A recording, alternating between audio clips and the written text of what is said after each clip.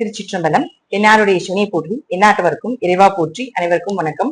Next gen channel நேயர்கள் அனைவருக்கும் இந்த மாதம் ஆடி மாதம் எப்படி இருக்கும் அப்படிங்கிறது ஒவ்வொரு ராசியாக பார்க்கலாம். அதற்கு முன்னாடி இந்த மாதத்துல என்னென்ன கிரகங்கள் மாறுறாங்க அப்படிங்கிறத நம்ம பார்க்கலாம். ஃபர்ஸ்ட் பாத்துட்டீங்கன்னா புதன் அப்படின்னு சொல்லக்கூடியவர் இந்த மாதம் அந்நியின் போல 3 கேரக்டர் எடுக்க போறார். அதாவது இப்ப 7ஆம் தேதி வரைக்கும் வக்ரகதியில, 20ஆம் தேதி வரைக்கும் வக்ரம் நிவர்த்தியாகி தன்னுடைய சொந்த வீட்டிலேயே இருக்கிறார். அதே போல 20ஆம் தேதிக்கு மேல பாத்துட்டீங்கன்னா குருவோட சேர்ந்து நிக்க போறார். அதாவது 7ஆம் தேதி வரைக்கும் வக்ரகதி அப்படிங்கிறது கொஞ்சம் வில்லத்தனமாக இருக்கக்கூடிய ஒரு கேரக்டர், அந்நியன் கேரக்டர்ல இருக்க போறார். அதே போல 20ஆம் தேதி வரைக்கும் பாத்தீங்கன்னா புதன் தன்னுடைய சொந்த வீட்டுல இருக்கும்போது புதன் தான் காதல் கிரகம், அதனால நல்லா ரொமான்டிக்காவும் இருக்கிறதுக்கு உண்டான வாய்ப்புகள் கொடுத்துட்றாரு.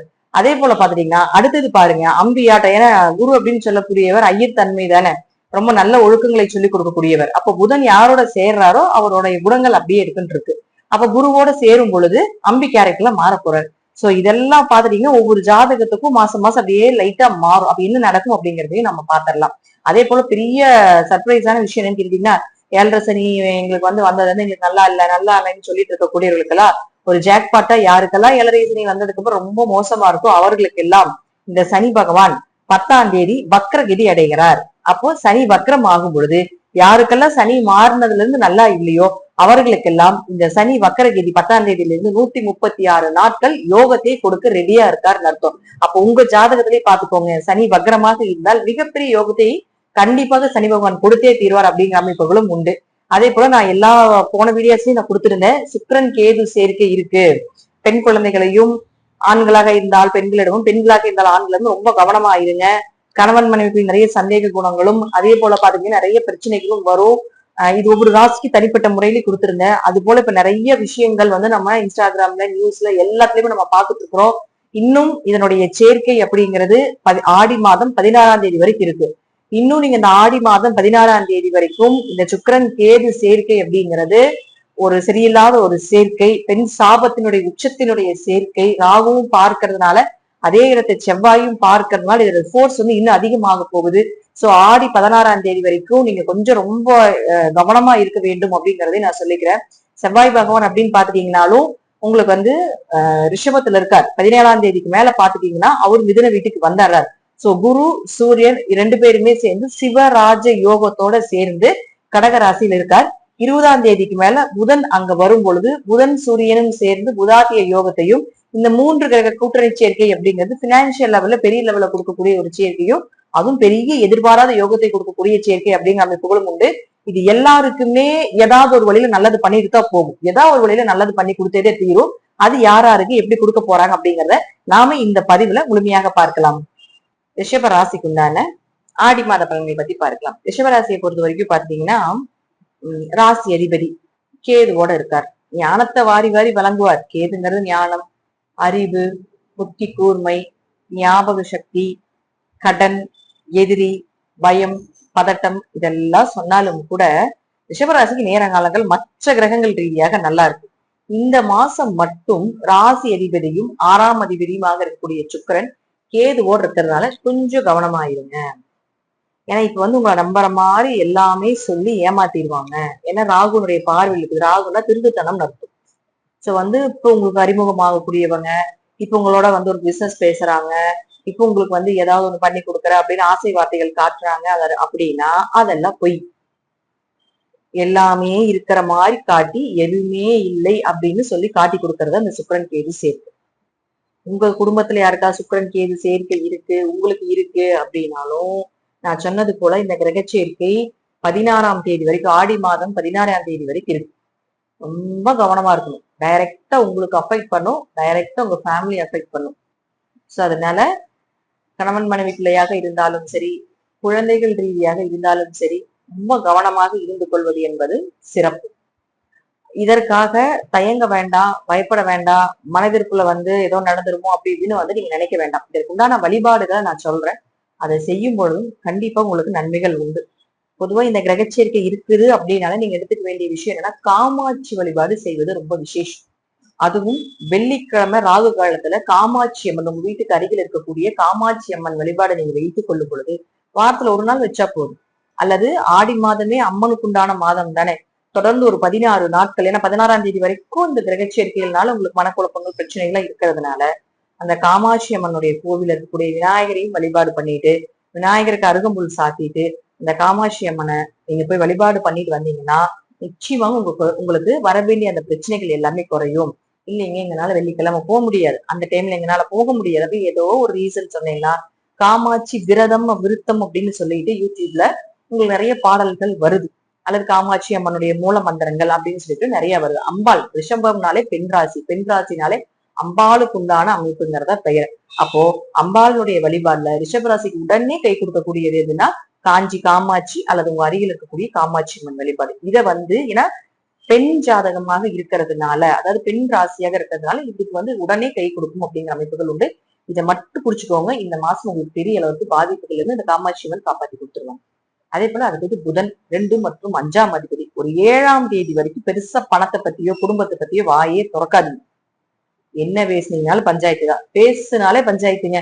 நான் பேசவே இல்லைங்க அப்பவும் அவங்களே பேசி பஞ்சாயத்து இழுக்கிறாங்க அப்படிங்கிற அளவுக்கு தான் 7ஆம் தேதி வரைக்கும் இருக்கும். வக்ரகதியில இருக்காருல்ல, அதனால. அடுத்தது 7ஆம் தேதியிலிருந்து 20ஆம் தேதி வரைக்கும் பாத்தீங்கன்னா உங்களுக்கு புதன் ஆட்சி பலம் பெற்று தன்னுடைய சொந்த வீட்டுல இருக்காரு. ஒரு பணம் பொருளாதாரம் அதற்கப்புறம் பேசுங்களேன் சூப்பரா இருக்கும். 7ஆம் தேதிக்கு மேல 7ஆம் தேதி வரைக்கும் உங்களுக்கு எத்தனை பேர் உங்களை குறை சொன்னாலும் கம்முன்னு வாய வச்சுட்டு கம்முன்னு எடுத்துக்கோங்க. 7ஆம் தேதிக்கு மேல யாரெல்லாம் உங்களுக்கு குறை சொன்னாங்களோ அவங்க முன்னாடில நீங்க பேசுங்க. உங்க குறைகள் எல்லாமே சிறப்பா, அதாவது எப்படி சொல்றதுன்னா நீங்களே திருப்பி சிறப்பா சம்பவம் பண்ணுன மாதிரி ஆயிடும். அப்போ 7 to 20 வரைக்கும் பணம் பொருளாதாரம், ஒரு பண வரவு, யாராவது கிட்ட பணம் கேட்டிருக்கீங்க அல்லது ஒரு விஷயம் சம்பந்தப்பட்ட பேச்சுவார்த்தை விஷயங்கள் சம்பந்தப்பட்ட எல்லாத்துக்குமே ஒரு சக்சஸ் கொடுக்கும். யாராவது போய் பேசி பிசினஸ் டெவலப்மெண்ட் பண்ணணும், ஒரு பிசினஸ் பேசுறீங்க, அதெல்லாமே பாத்தீங்கன்னா உங்களுக்கு சாதகமா இருக்கணும் அப்படின்னு நினைச்சீங்கன்னா 7ஆம் தேதியில இருந்து 20ஆம் தேதி வரைக்கும் உங்களுக்கு சக்சஸ் அப்படிங்கிறது நல்லா இருக்கு. அப்ப ஆல்ரெடி 16ஆம் தேதி வரைக்கும் பாத்தீங்கன்னா உங்களுக்கு நல்லா இல்லையா, அப்போ 16ஆம் தேதியில இருந்து ஒரு 20ஆம் தேதி வரைக்கும் சந்திராசம் இல்லாத நாளா பார்த்து உங்களுக்கு ஒரு டேட் எடுத்துக்கோங்க. அப்ப போய் பேசுங்க, முக்கியமான விஷயத்த பேசுங்க, நிச்சயமா நடக்கும். அடுத்தது உங்களுக்கு 20ஆம் தேதிக்கு மேல பாத்துட்டீங்கன்னாலும் குருவோட வந்துடுறாரு. அப்ப குருவோட வந்தாலும் குரு யார், உங்களுக்கு லாபஸ்தானாதிபதி தானே. அப்ப லாபத்துக்கு உண்டான விஷயத்தையே கண்டிப்பா கொடுப்பாரு. அப்ப 16ஆம் தேதி வரைக்கும் தான் ரிஷபராசி கொஞ்சம் தயக்கமோட இருக்கணும். 16ஆம் தேதிக்கு மேல நன்மைகளை அதிகமாக வாரி வாரி வாரி வழங்கக்கூடிய ஒரு காலகட்டங்களாக இருக்கும். அப்போ குரு, சூரியன், புதன் இந்த சேர்க்கை எல்லாம் பாத்துட்டீங்கன்னா சூரியன் அப்படின்னு சொல்லக்கூடிய 4ஆம் அதிபதி. அப்ப 4ஆம் அதிபதியாக இருக்கக்கூடியவர் வீடு, மனை, சொத்துக்கள், வண்டி, வாகன யோகங்கள் இதெல்லாம் கொடுத்துதான் ஆகணும். அப்ப வரக்கூடிய காசு எதுக்கு, இப்ப என்ன பண்ண போறீங்க ரிஷபராசி, வரக்கூடிய பணத்தை வீடு வாங்க போறீங்க, சொத்துக்கு சேர்த்து வைக்க போறீங்க. கூட குரு இருக்கிறதுனா நகை வாங்குறதுக்கு ஏதாவது ஐடியா பண்ணுவீங்க.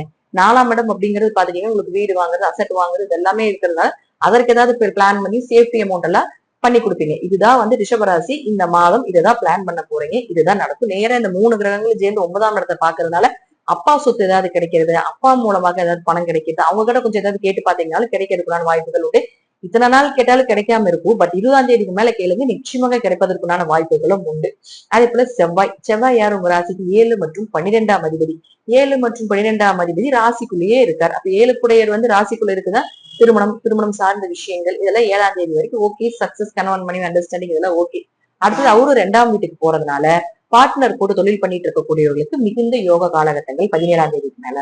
பண வரவு அல்லது கணவருக்கு ஒரு வேலை வாய்ப்புகள், மனைவிக்கு ஒரு வேலை வாய்ப்புகள் இதெல்லாம் கிடைக்கிறதுக்குண்டான ஒரு வாய்ப்புகளும் 7 கூட 2ஆம் வீட்டுக்கு போகும்போது நிச்சயமாக கிடைக்கும்.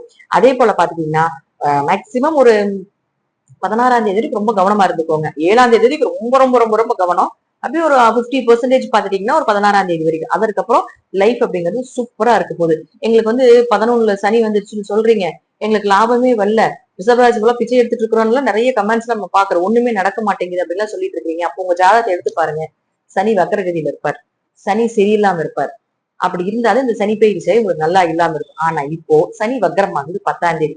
அப்ப சனி வக்கரமாகக்கூடிய காலகட்டங்கள்ல நல்லா இல்லாத ரிஷப ராசி அன்பர்களுக்கு இந்த சனி வக்கரமாக இருக்கக்கூடிய 136 நாட்களும் யோகத்தை கொடுக்கக்கூடிய ஒரு நாட்களே.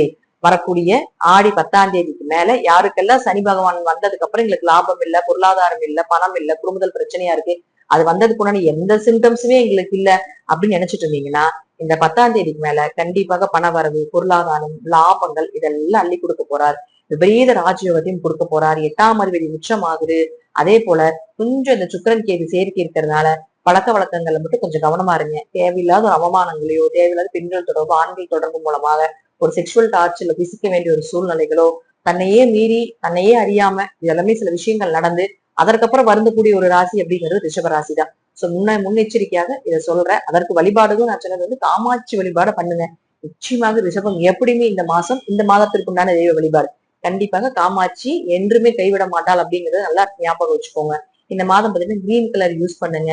அதே போல பாருங்க எல்லோ வேண்டாம், ஒயிட் கலர் யூஸ் பண்ணுங்க. செம்ம லக்கா இருக்கும். கிரீனும் ஒயிட்டும் இந்த மாதம் ரிஷபராசிக்கு செம்ம லக்கா இருக்கக்கூடிய ஒரு கலர்ஸா இருக்கும். அதே போல பாத்துட்டீங்கன்னா நம்பர்ஸ்ல பாத்தீங்கன்னா ஒரு 6ஆம் நம்பர் உங்களுக்கு நல்ல சக்சஸ் கொடுக்கும். அதே போல 1ஆம் நம்பர் நல்லா சக்சஸ் கொடுக்கும். இந்த 2 நம்பருமே பாத்தீங்கன்னா ஒரு நல்ல சக்சஸ் கொடுக்கக்கூடிய நம்பரா இருக்கு. சோ இதையும் நீங்க பயன்படுத்தி கொள்ளலாம் ரிஷபராசி என்பர்களே. நல்லா இல்லாத ரிஷபராசி என்பர்களுக்கு ஆடி மாதம் 10ஆம் தேதிக்கு மேல மிகுந்த யோகத்தை கொடுக்கக்கூடிய மாதம் இன்றிலிருந்து தொடக்கம் அதாவது ஆடி 10ஆம் தேதியிலிருந்து தொடக்கம் அப்படிங்கறத நீங்க எடுத்துக்கோங்க. நன்றி. மீண்டும் ஒரு நல்ல பதிவுல சந்திக்கலாம். திருச்சிற்றம்பலம், தில்லையம்பலம், ஸ்ரீ நரசிம்மர் திருவடிகளில் சரணம்.